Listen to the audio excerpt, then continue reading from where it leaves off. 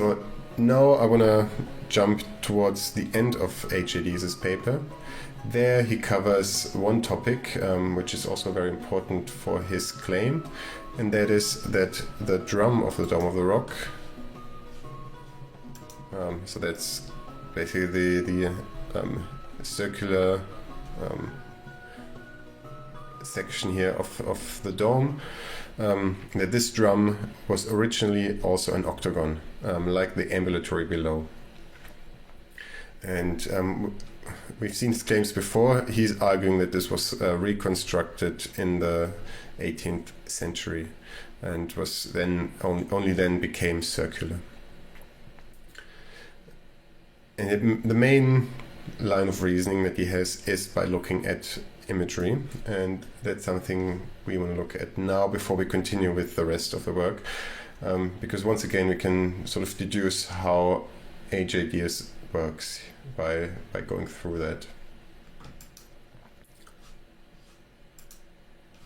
No, yeah.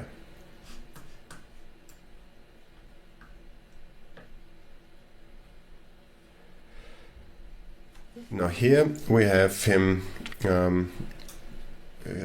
show us a little cutout from a larger painting, which was done in the 15th century. AJ writes, "The Three Marys at the Tomb is a panel painting from around 1410 to 1426 AD, or perhaps 1440. It is attributed to Hubert van Eyck or his workshop." Now here he already makes a mistake. This is not attributed to Hubert van Eyck, but to Jan van Eyck. Okay, not a big deal, can happen. That's fine. Let me show you the full picture actually. And yeah, and typically it is said to have been completed around 1440, so late, the later option that he gives. So what we can see here, yeah, with the Three Marys at the tomb, and in the background there's Jerusalem, and there's this building which, yeah, kind of looks like the Dome of the Rock. And indeed, let's zoom in a bit, and indeed it has an octagonal drum. Yeah, so it's not circular. So that's piece of evidence number one regarding this. Okay, now then, the next one is this little woodcut we see on the top right. And this was done by Erhard Reuwig, so this guy. He was an artist who was taken to a journey to the Holy Land by this guy here, by Bernhard von Breitenbach. So Bernhard von Breitenbach, he was quite rich actually, and he was also in the clergy, and he had the intention of making a travel log, a book about his travels to the Holy Land. And from the outset he knew that he wanted to have pictures in there, because so book printing had just started. We are now here towards the end of the 15th century, and yeah, well, books were really hot, but he wanted to up his game a bit by adding these pictures of faraway places, which people had never seen before. So that's why he took this guy with him. At least so we are told, but yeah, there's good reason to believe that it is true. Now, what does HADS write about this? In the detail of his account, the onion-shaped dome with its access hatch, which is missing in Van Eyck's painting, as well as the octagonal drum stand out. Each side of the drum is supported by a strong pillar, 5 of which are visible, and has 2 windows. The main building can otherwise be recognized as it stands today, although it has 6 openings per side. Okay, and here, luckily, I happen to have a copy of this book. Let me get this real quick.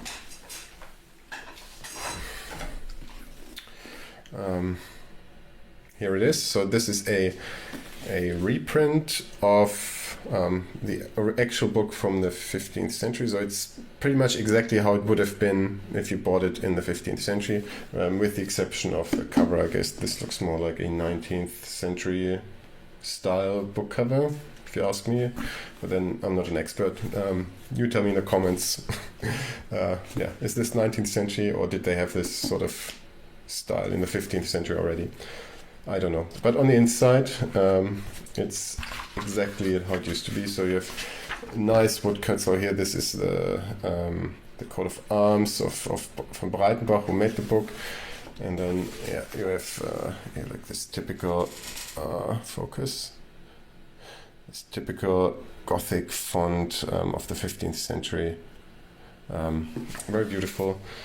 And it does contain lots and lots of woodcuts. That's why he took Erhard Reuwig with him, right? And they were done in a way, so they were done as foldouts even, so which was innovation at the time, I guess. So I can show here. This is now the Jerusalem foldout, from which AJ has taken the. Alright, difficult to show. Yeah, and you can see in the center there is the Dome of the Rock. Unfortunately, it's right where the pages are glued together. So difficult to make out in my version. Luckily, I do have a digital version as well, which I can show you. Yeah, so this is a colored version of that same foldout in an old manuscript, though not in a reprint like mine. Yeah, if you could afford it, you could hire somebody to color your books.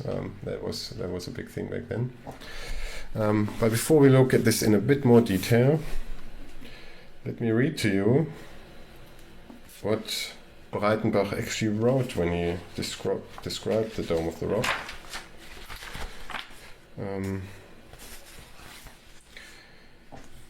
Right, he writes: Von Solomons Tempel, item von dannen kamen wir an ein Ende, da man Usen Salomons Tempel sehet, mit rondem Werk und griechischer Arbeit erbauet, mit behauen und polierten oder geebneten Steinen. So, let me translate that. So he writes about the Temple of Solomon.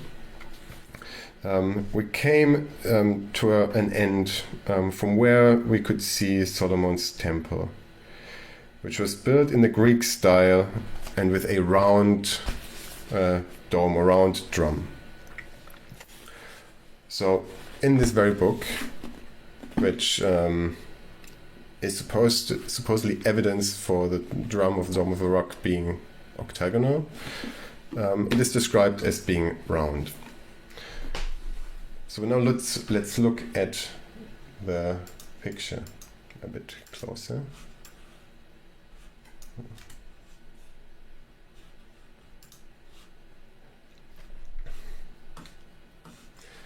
And yeah, it can be interpreted as being octagonal, but really if you look at it closely, there's here one straight line going along horizontally, and then here it makes a little, it bends upwards. And everything else, these are the that make it look like it's octagonal, is due to these support pillars. They go, have this sort of perspective view on them, this three-dimensional view, which gives it the appearance of there being corners, but there really isn't. It's just a straight line. What is this picture? It's a woodcut, which means that everything that isn't black is carved out of a piece of wood. So basically you create a negative of the image, and there's of course no room for error, because you can't undo anything. Once you've taken the wood away, it's done. It's gone. It won't come back. You can't erase it. So making woodcuts is a very delicate job. And here again, we're looking at a very delicate drawing or depiction.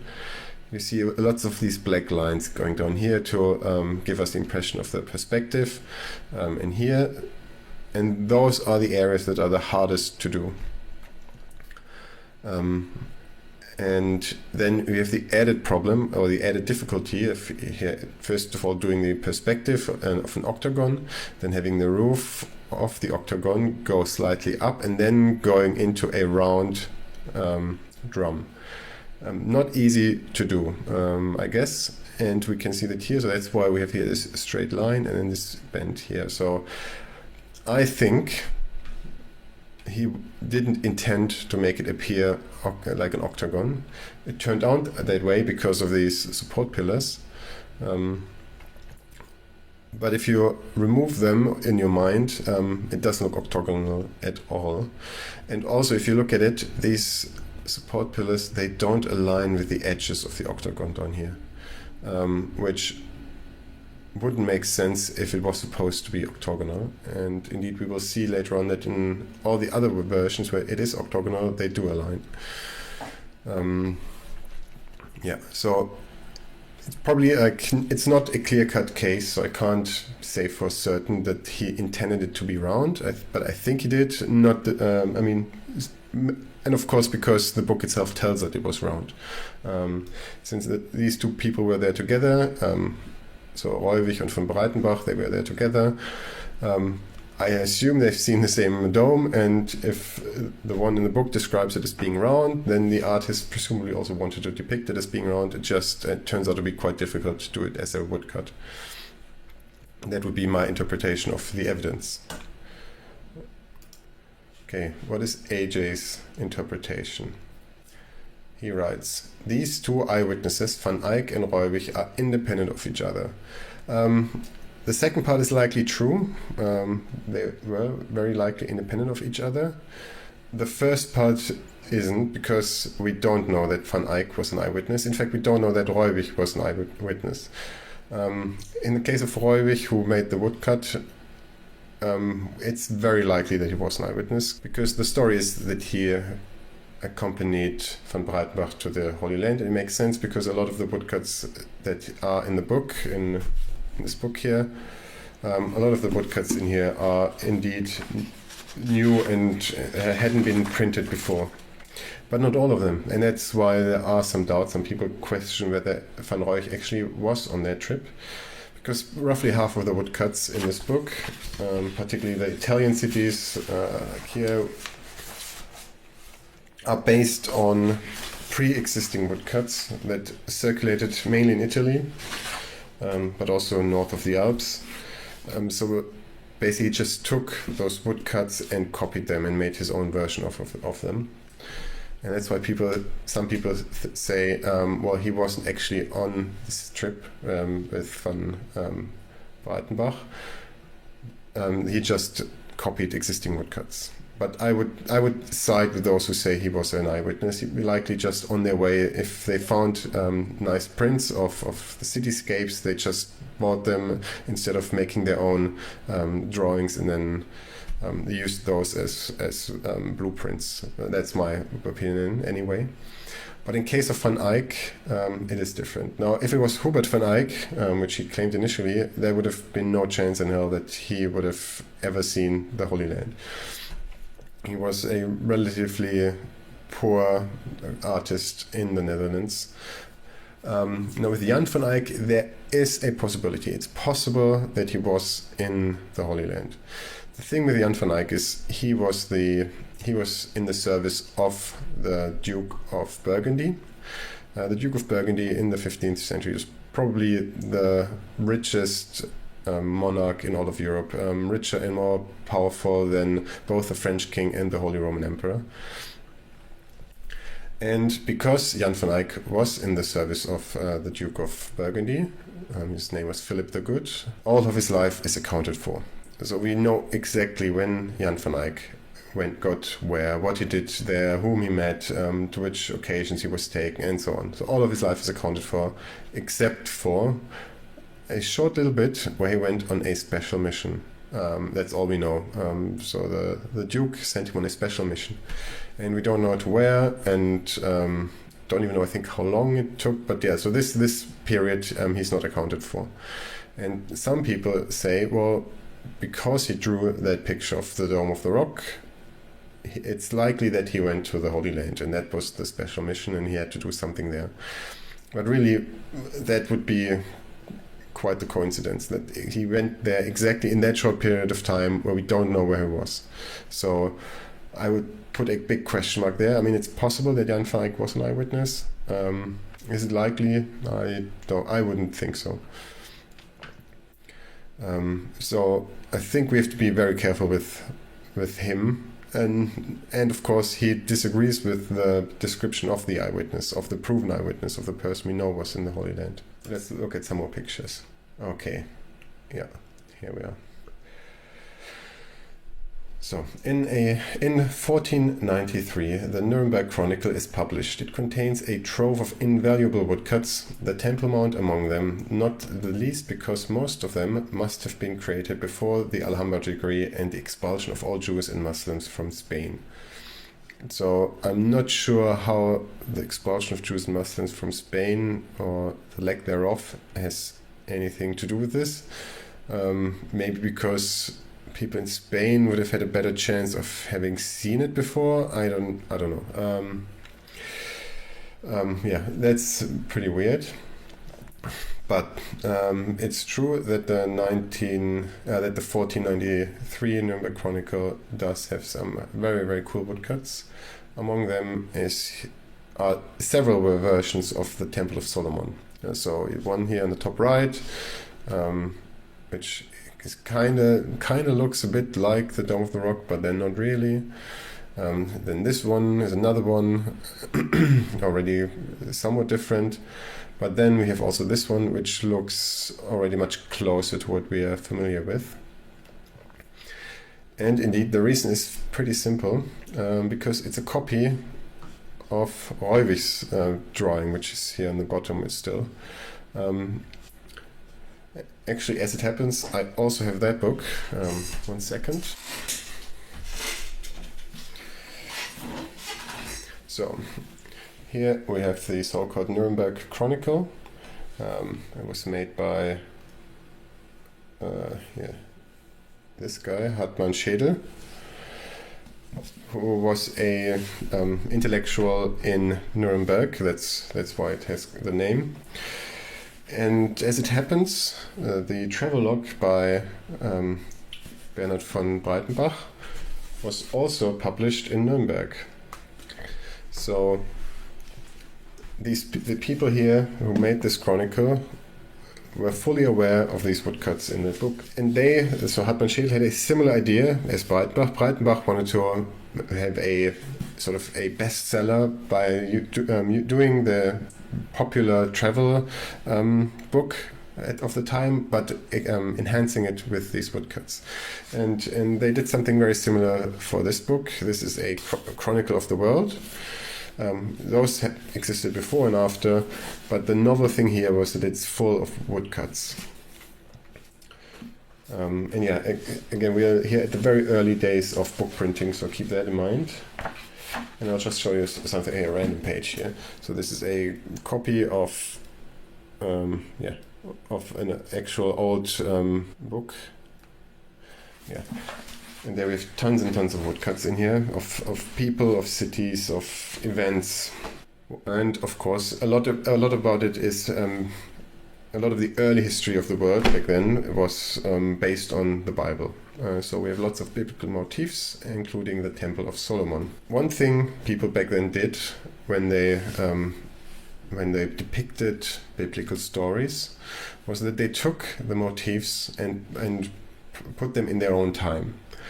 So when they were talking about the Temple of Solomon, they would indeed try to make it the Dome of the Rock, but also in other motifs. So there are pictures of Mary and baby Jesus at a breakfast table, a typical medieval breakfast table. So they took those stories and they put it in their own time. They gave, in the pictures, they gave people like armor and weaponry of the 15th century, fashion, but also the buildings, everything. So they put it in their time, and they didn't do it because they were stupid or they didn't know that things were different in the past. They did it to sort of have a closer connection to these biblical stories. So that was the motif. They obviously knew what they were doing, and that Mother Mary never sat at the breakfast table of the medieval breakfast table. But they did it anyway because that way they felt they could get closer to that story. So when in this chronicle they depict the Temple of Solomon, they did indeed try to use the Dome of the Rock as a template. But what has happened when they made this book? They first, before they even started writing it down, they commissioned artists to produce those woodcuts. So that I think they had 2 or 3 years' time to produce hundreds and hundreds of woodcuts. And of course, they wouldn't go to all those places, all the cities of the world that are depicted in here, and take notes and come back and make those woodcuts. That wouldn't have been possible. They took the information they could get, and one thing that was easy to get was Breitenbach's book with the Dome of the Rock, and that was then used by one of their artisans to create his own version. So he's reassembled things a little bit in his version here. Yeah, so for instance, he's moved the Tower of Solomon here, he's moved the staircase slightly to the left, he's moved in this little dome, which may be the Dome of Chains, I don't know. But here, these buildings, they are still the same. Why did they do it? Because the point here was not realism, unlike with Breitenbach's book. The point here is to transport a mythological or a symbol. It has to be symbolic. It's symbolic of the times of Solomon. That's the approach here. So it's not meant to be realistic, which is something to keep in mind. That's a problem that will come up again and again in H.A. Deus's argument. He takes these paintings which are not supposed to be realistic, and he interprets them as if they were depicting reality as it was back then. Yeah. Another woodcut is dedicated to the destruction by siege of Jerusalem. That's here, this one. Let me show you real quick. I think I can show you in the book which how it looks like here. Should have prepared this. Not very professional. So first of all, here we have the dome in my version. So I've got a colored version. How the destruction was. Here we got it. Yeah, so here we have the destruction of Jerusalem.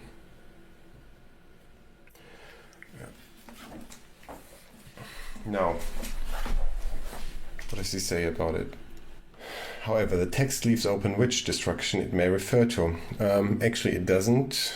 It's true that it is a bit convoluted because this destruction is now then also taken as a symbolic representation of later destruction. So the text does mention it, but it's clearly in the context of the Babylonian exile of Jerusalem being destroyed by the Babylonians. So this is what's depicted here, but then it's also mentioned, all the other destructions are also mentioned in the text as well.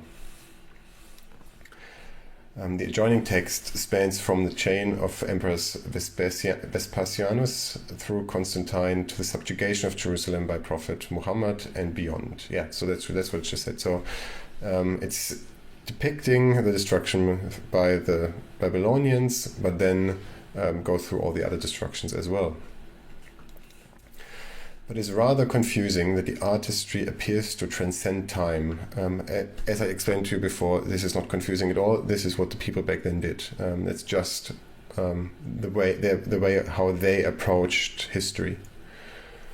And yeah, this is not an exception. It's literally every depiction of anything ancient that was done in medieval times is the same thing. It transcends time. maybe not every. I guess I shouldn't talk in absolute terms. Maybe you can find an exception here or there, but the vast majority will transcend time.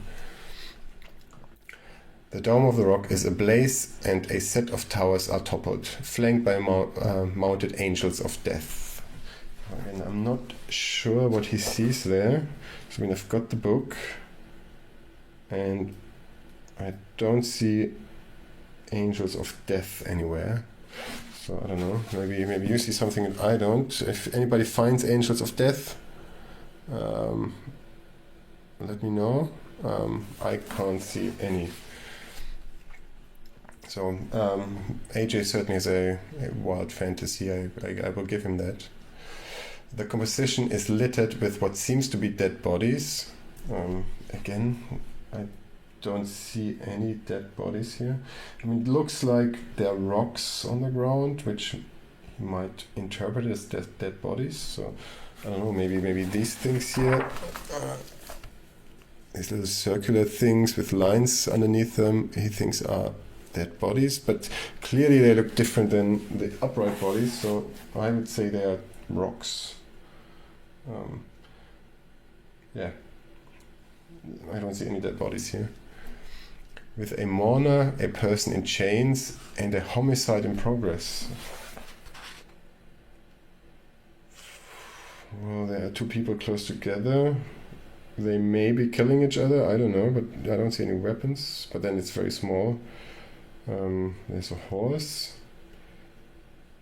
I don't know how you would know if somebody's mourning there, but I guess it makes sense if the temple is on fire and the city and the towers are toppled, so it makes sense that they would mourn. But yeah, definitely a very vivid fantasy on H.G. Deus's part.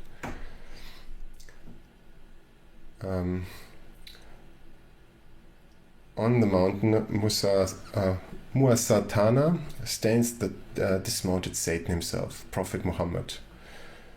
The author hates him to the extent that he fails to provide useful information about the Saracen history, let alone about the inside of the Dome of the Rock. How does AJ deduce that this is Muhammad? We are looking at a picture of the destruction of Jerusalem by the Babylonians. In the background, yes, this looks like a devil figure. But why should it be Muhammad? Why is it not a representation of evil or just Satan himself? Then the author hates Muhammad to the extent that he fails to provide any useful information about the Saracen history. So actually he does provide... he does write about the history. There's an entire chapter about Muhammad, which is pretty interesting, and he's right, it's not very useful because it doesn't seem to be very accurate. But then again, we're talking about a guy who sat in Nuremberg reading books. Yeah, I mean that's what he read somewhere. He didn't have first-hand knowledge. And how should he have been able to provide useful information about the inside of the Dome of the Rock? Hartmann Schedel never was there. Of course, none of the artists were ever near there. The artists who made these woodcuts, they were just they didn't earn that well usually, so they were just for hire, and they worked for a commission, but they could never go to Jerusalem. Only the very rich or the clergy could do that. So it's amazing. Like, what does AJ believe? I mean, there was no Zoom call to Jerusalem. And of course, there are also other woodcuts with the devil in the background. So typically with a martyrs or something, they are destruction. I'm looking right now. Again, I probably should have prepared this. But it's not the only occurrence of a devil figure. So why would this then be Muhammad? Is Muhammad also in the picture when somebody's martyred? Okay, I think there are more, but like here is another one. You can see a martyr story, and in the background there's a devil on this column that breaks down. That is who's being martyred here? Judas Thaddeus. Okay. So,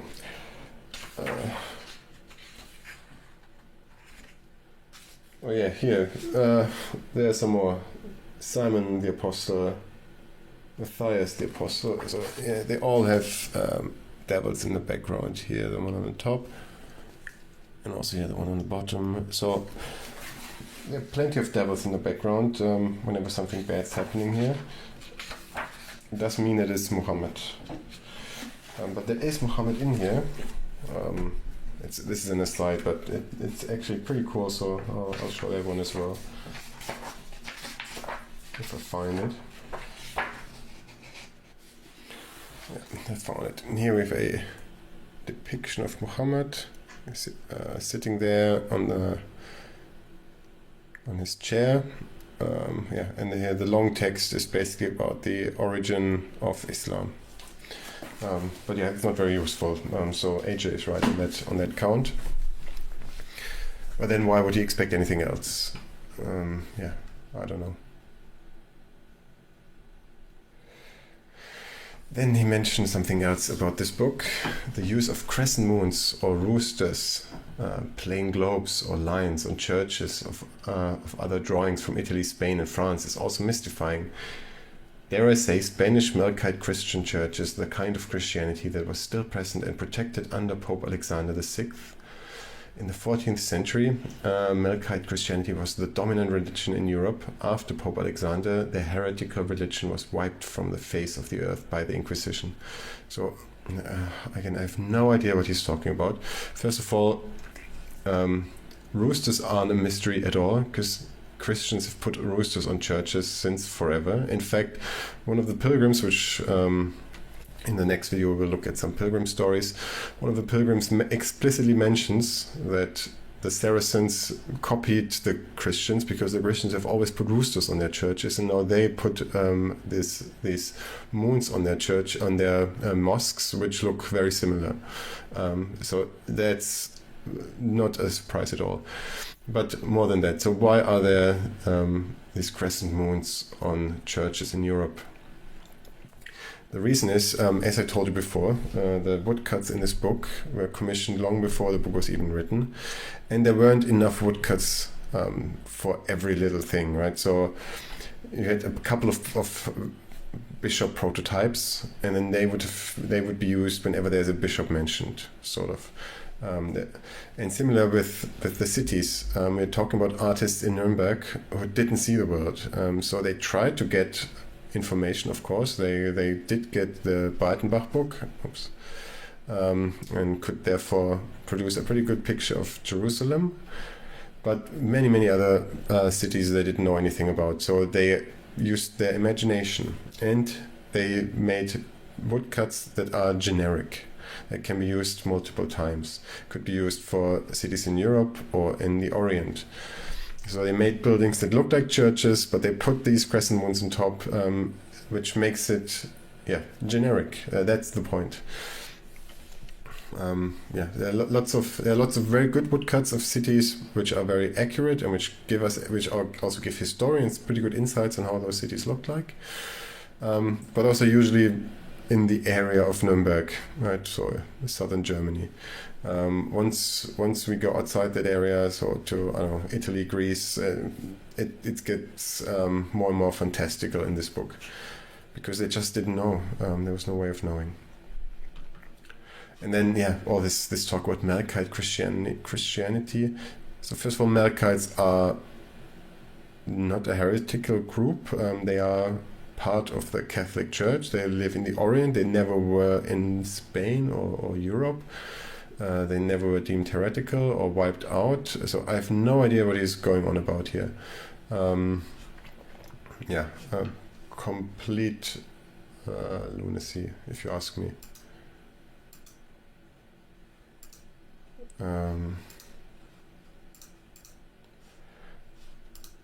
Okay, now we have some more pictures. So the two well-known paintings of the time were inspired by the Dome of the Rock. Raphael's The Marriage of the Virgin rests on artistic imagination. Top right, probably inspired somehow by the Dome of the Rock, but clearly not the Dome of the Rock. This is the artist's imagination. And then similarly, Perugino's painting of the same name shows an octagonal building, bottom right. It essentially consists of the drum absent of the main structure. Although taller and enriched with auxiliary structures that resemble modern buildings, Perugino's window arrangement hint at dependency on the Church of the Santo Sepolcro in Pisa. So here we have the second picture.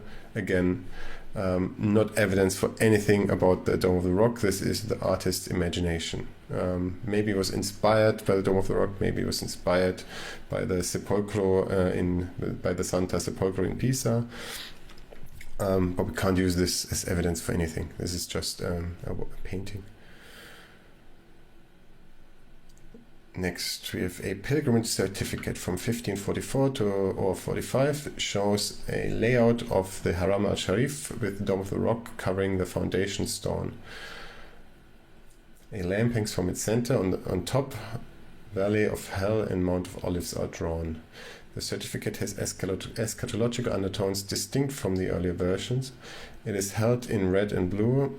The building is a decagon with 5 entrances. So again, obviously, I mean, not an octagon. Who knows what the artist's intention here was, but clearly not a realistic depiction. I think we can all agree. I mean, AJ says it is an octagon. I say, well, yeah, it is an octagon, but the dome is round. And now here we have a decagon. Okay, what does it prove? Nothing.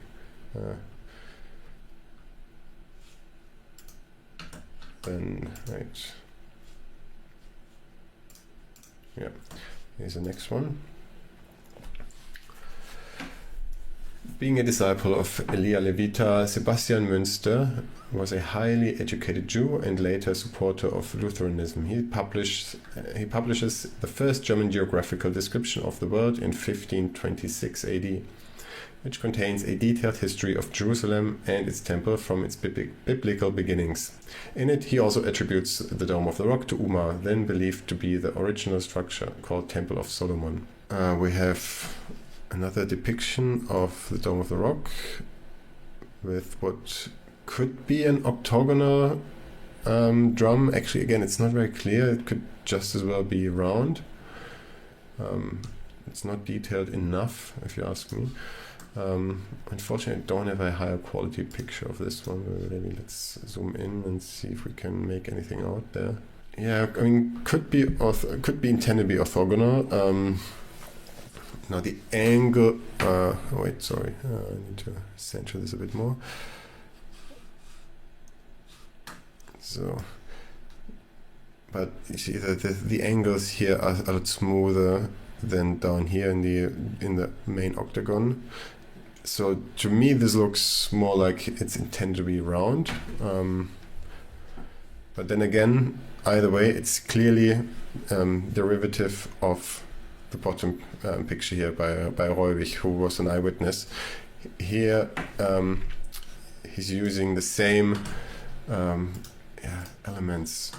I mean, even here in the background, here we have the Holy Sepulchre, again very clearly taken from this image. And all little details in the background. Yeah, so that this is clearly a derivative work from the one in the bottom, not an eyewitness. So either way, whether it's round or octagonal, it's not an eyewitness, so it's not really worth bringing up.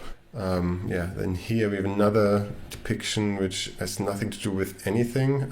So again, not evidence for anything. Here we have a dome with 16 sides. Again, not an octagon. Now here he brings up a depiction of the Church of the Holy Sepulchre, and because this is so accurate, he says we can trust. So wait, this is again from the Sebastian Münster chronicle from the 16th century. And the argument by AJ is because the Holy Sepulchre here is so accurate, we can trust his depiction of the Dome of the Rock as well, and he interprets it as having an octagonal drum. It might have an octagonal drum. I think it's borderline, so because the angles don't match the octagon at the bottom. But again, it could be due to it being a woodcut. But now let me also show you again the Holy Sepulchre in the Breitenbach book. So here we have the sepulchre, right? And I would say again, it's very clear that all the details that are in here are taken from here. When it goes down, the tiling of the ground, and here this building in the background. Here you see this structure up here. Very clearly a derivative work again. So it makes sense. Why not? Like if you copy the Dome of the Rock from this book, why not also copy the Holy Sepulchre? It was done by an eyewitness. Obviously, we take this. But what does AJ say? It appears that we can trust that these drawings provide for the features that make these buildings distinguishable and are also independent from one another. In other words, the drum of the Dome of the Rock was octagonal and the cupola was different from its modern shape. Yeah, again, wildly speculative. What does he think? That these poor workers in these workshops making the woodcuts for a book commissioned by Sebastian Münster in the 16th century, that they went to the Middle East, to hostile territory, in order to make sketches which they could then bring home and make woodcuts out of? It's absurd. Of course, they took what they had available in their location where they lived, and that was this book. Pretty clear. So it's not independent. It doesn't prove anything, and yeah, how in the world would these artists have gone there? It's just not feasible. And so then here we have another picture, which, right, let me first show you what he writes. In 1552, another contemporary woodcut of Jerusalem is included in Sebastian Münster's Latin version of his cosmography. So still the same guy with the same book, but now it's a later edition, this time in Latin, for the international market. The changed top of the Holy Sepulchre may be noted, but more importantly, the octagonal drum of the Dome of the Rock appear scaffolded as though under construction. I suggest it is primary evidence for the ongoing external decoration. Well, I suggest it's primary evidence for the for AJ's problem with sources, because once again we are looking at a derivative work, although this time it's a bit more complex. First, again, in the background, the Holy Sepulchre. Let me show you one again. It's clearly taken from the same book once more.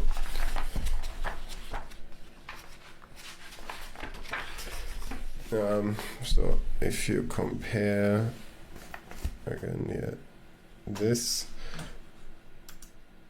with the sepulchre up here, it's pretty obvious that here we're looking at another copy of the Holy Sepulchre here. But the city of Jerusalem is actually taken from a different source now, no longer from the Breitenbach book, which has been the source so far, but another one which I also have here somewhere. Let me see if I find it. Yeah. Now let's zoom in a bit. Oh, that's too much.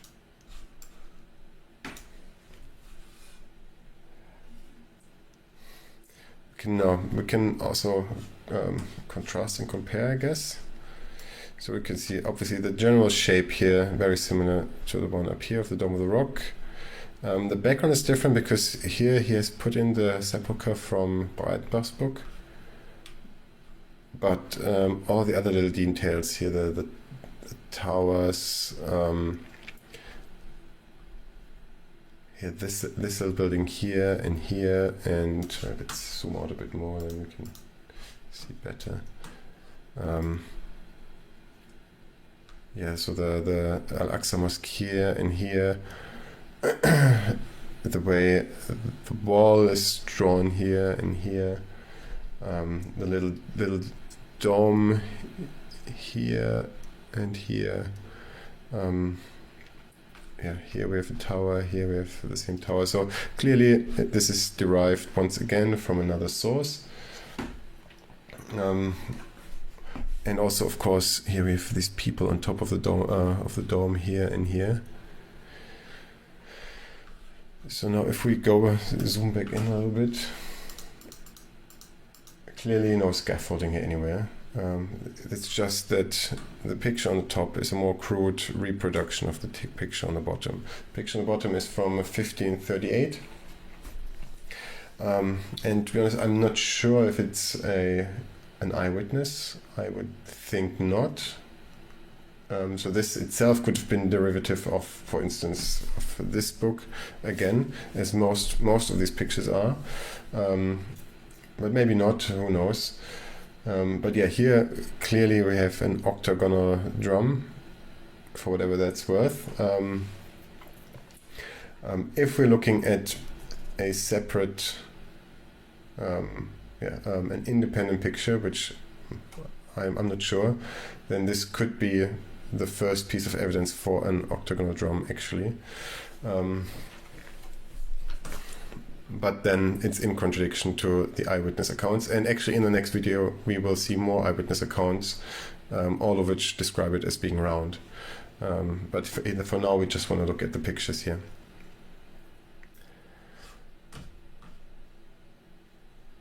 Okay, then here in 1574, the geographer Georges Bouin of Cologne publishes his Théâtre de Cité du Monde. The drawing is an overview of Jerusalem, which renders details very small. Regardless, the Dome of the Rock is recognizable with an octagonal main building and drum. The roof cupola appears a little different, as though the onion-shaped top was missing and was replaced with a spire. Okay, I have no idea what this picture is, but clearly it's not depicting reality. This is a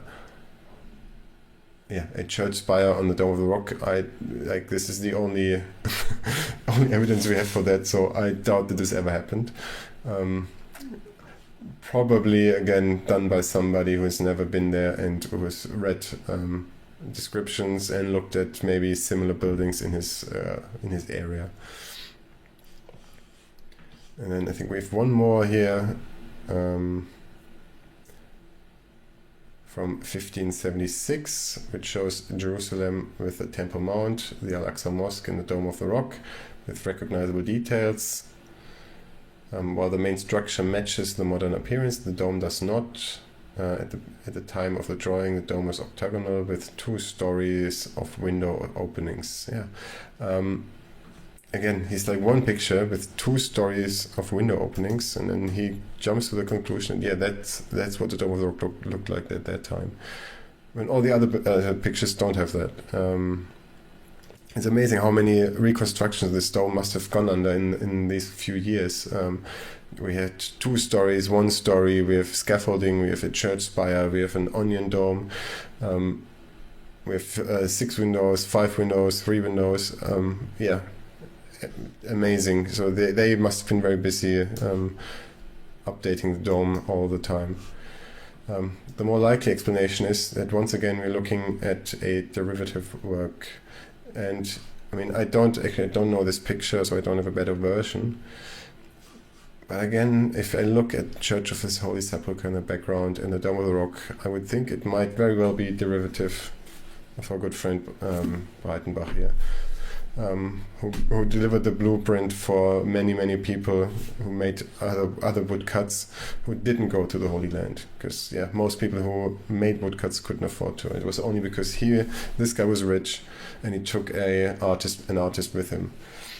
And I'm not aware of somebody else doing that. So here it's clearly part of the program to make this travel account with original pictures from the places he visited.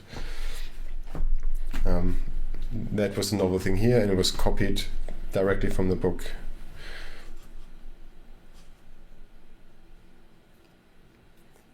Okay, and I have one more picture, so we will look into this in a bit more detail in the next episode. But yeah, here at this point now, AJ writes, Elzarius Horn was custodian of the Holy Sepulchre in Jerusalem between 1725 and 1726, and secretary of the convent San Salvatoris between 1737 and 1738. His book with drawings of holy edifices is published in 1744. Horn's design shows something strikingly new, the drum in its modern form. Well, kinda. I mean, it's a bit too tall, I guess. But he tried, and I think he did a very good job. And yeah, it's round. But as we will see in a minute, that's not novel at all. It's just novel compared to what AJ has shown us before. And then, interestingly enough, that the change must have been recent can be taken from an overview of Jerusalem inside the same book. There the drum was still octagonal. The cupola must have been replaced. Okay, so now let's look at the evidence. So we have one book where we have this picture and this picture. And because those two pictures are in the book, AJ concludes that during the time, or around the time the book was published, the dome of the rock was then completely changed once again.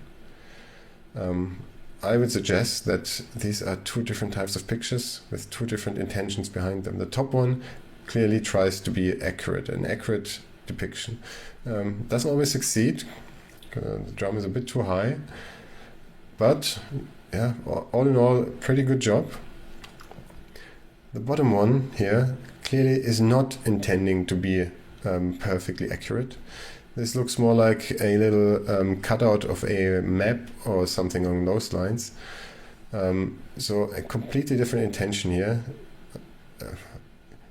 I mean, working on a woodcut and making all those little details, this is presumably very, very small here.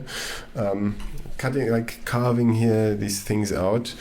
Not very easy, very time consuming. So yeah, you make it simple if it's just a map. Doesn't mean that there was a major reconstruction going on in 1744 from the bottom to the top. That's just crazy. Okay, now before we end this one, I'm gonna go through some more pictures with you. Because what does the evidence actually look like? So, and the thing is, of course, not very much survived, of course. I mean, hundreds and hundreds of years have gone by, but what did survive in quite a large number are these Crusader maps. And what we can see here, I mean, it is of course abstract, but we can still make something out. So here in the bottom, well, one thing, so east is in the top of these Crusader maps always.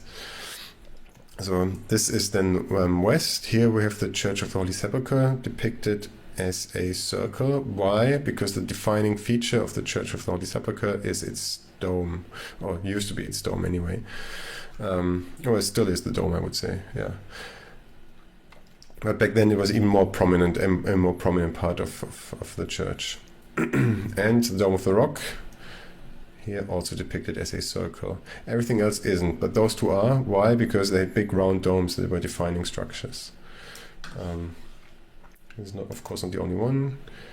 Here, Holy Sepulchre, here's a circle. Dome of the Rock is depicted as a circle. Why? It's round. Next one, Holy Sepulchre, round. Dome of the Rock, round. Okay, here we have something slightly different. Here we have the Holy Sepulchre up here and the Dome of the Rock here. Very two-dimensional, difficult to say, but it doesn't look like they tried to depict an octagon. They try to depict it round, I would think, because there are no lines coming down there. Then here's another of these Crusader maps. Again, the Dome of the Rock coming here is round. Church Holy Sepulchre round because of their domes. And these are the oldest depictions that exist or that survived. Here, Church Holy Sepulchre round. Oh, here the Dome of the Rock isn't round. But if you look closely, let's zoom in. Yeah, it looks like they tried to make it round here, the dome. At least it's how I interpret it. But yeah, no circle behind it, so that's different. But then here, next one again. So we're still during the time of the Crusades. Dome of the Rock round, Holy Sepulchre round. And then we have one more. You know the drill. Dome of the Rock round, Holy Sepulchre round. Then here we have a relief from the Sultan Hassan Madrash in Cairo, depicting the Dome of the Rock. And because it's a relief, it has some three-dimensional properties, and you can see how here the drum comes out in a round fashion and goes back. It's clearly round. This is not how an octagon would be depicted. And yeah, this is 1350, by the way.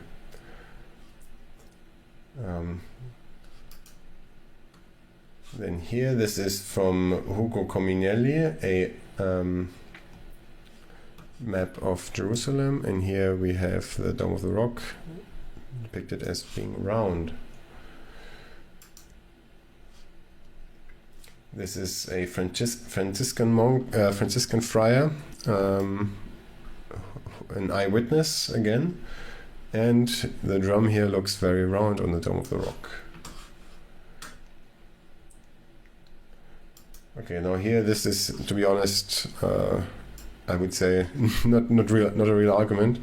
This is by Jörg Breuer in the 1500s, depicting the story of Simson, and in the background we have this building. I only included it because AJ put in these strange Italian paintings with an octagonal drum, and thinking that it's some kind of evidence, which it's clearly not. Same is true here, but here we can see, yeah, this is a Dome of the Rock-like structure with a round drum. So take it for what it's worth. And then lastly, this is from 1590, again by a Franciscan, and let's zoom in a bit. So he did have some troubles with perspective, but we can clearly see that he tried to do an octagon down here. I mean, he failed, but he tried. With a drum, he didn't try. This is just round. So we have tons of evidence by eyewitnesses depicting a round drum. We have octagonal drums by people who were not eyewitnesses and who derived their work from this book, wherein it kind of looks like an octagon, but it's described as being round, and probably only looks like an octagon because of the limitations of the materials they were working with. So yeah, that's the evidence in pictures of the shape of the Dome of the Rock. I would say this is a pretty solid case here that the Dome of the Rock has always been round. But actually, we will, in the next episode, we will see more of the same when we look at the descriptions by the pilgrims. They pretty much all of them describe it as being round. Evidence which AJ apparently just likes to ignore. But yeah, with that, we're at the end of part 1. Yeah, I hope you like what I'm doing here. It was a lot of work. Yeah, this was the second take. I've been now busy here for hours just recording, let alone reading all the references and the books and looking for pictures and finding connections between like this book and everything else. So if you appreciate what I'm doing, then please like the video, comment on it, share it with your friends who you think may also like it. And of course, you can also directly support me via Patreon. The links are in the description box if you think my content is worth it. So, now I'm tired, and I thank you very much for watching, and I'll see you in the next episode when we look at the textual evidence. Yeah, until then, have a nice day.